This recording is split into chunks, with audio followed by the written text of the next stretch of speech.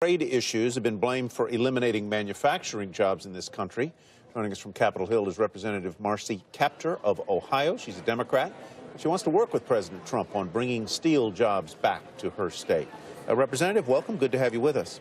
Thank you very much. A pleasure to be with you. I hope you heard the preceding conversation. If you didn't, it was about the job replacing potential of automation, of artificial intelligence.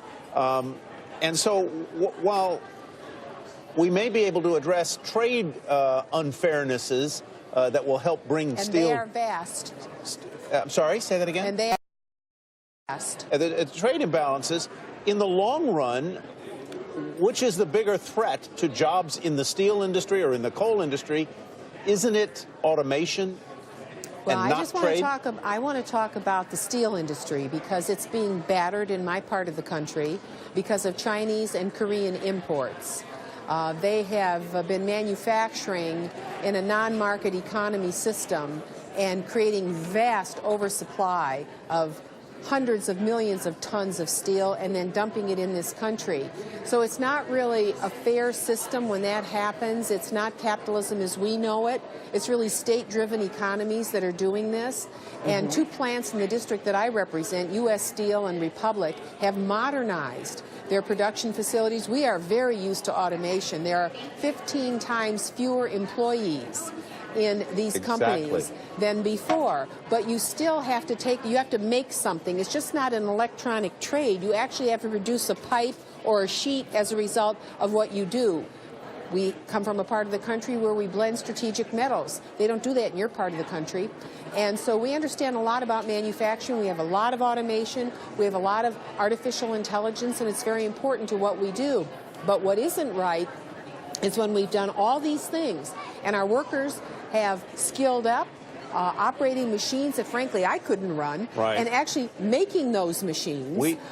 Someone has to do that, but then when you see Chinese and Korean steel dumped into your market and the government doesn't respond and use the powers that it has, and you are told you're pink slipped by next June, that is not a good picture. Well, and it's unfair. You know, you may be quite right. We may not know how to blend strategic metals in New Jersey, but we have the housewives of New Jersey, Representative. and that's something you don't have there in Ohio.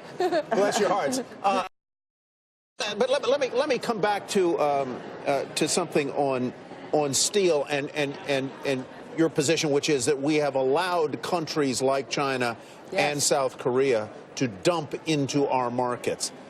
I am sure there are rules and laws that forbid that. Why haven't they been enforced?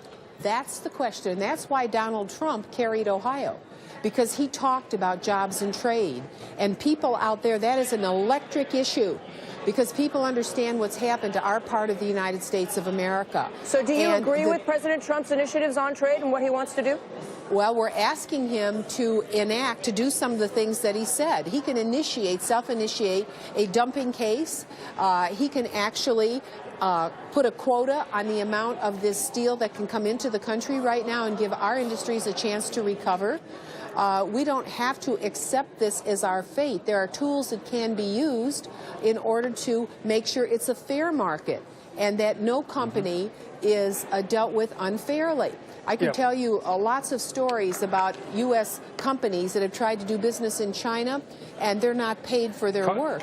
I mean, we operate by a rule of law, and we want to continue to do that. Yeah, sorry to jump in. Just time short. I want to get to this because you are from Ohio, and you made a lot of great points. And I spent election day in Ohio, spent a lot of time in Ohio generally. And the morning of the election, I turned to my producer, Karen Stern, and I said, and this is before poll, and I said, Donald Trump is going to be the next president of the United States. Because I'd spent a lot of time in your state, and I spent a lot of time in Wisconsin, and I saw firsthand how the Democrats had lost the working man, and the working woman. So do you think that your party can get them back, or are they lost for a number of election cycles? Because your party, Michelle, you might want to jump in on this, has become the sort of party of the elite, coastal professor. Well, I'm certainly not one of those people. No, you're not. I'm not generalizing. But you get my point. That We have to work together, both Republicans, Democrats, Independents. We all have to work together to solve this problem because it's hurt too many people, and it's too unfair to companies that have really modernized, have done what you've talked about, reinvested, automated, put in robots. Now, we have to build those robots, but that's a whole set of jobs right there. But when you've done all those things, and then you see another company being predatory in your marketplace, now that's wrong. And unfortunately, because we're a country that's very litigious, we have processes, it goes on for years and years, we need a much faster turnaround. Just like Ronald Reagan, when he handled Harley Davidson, he created a system where no more motorcycles were imported for a while until the U.S. industry caught up, and then fine, we opened the market again.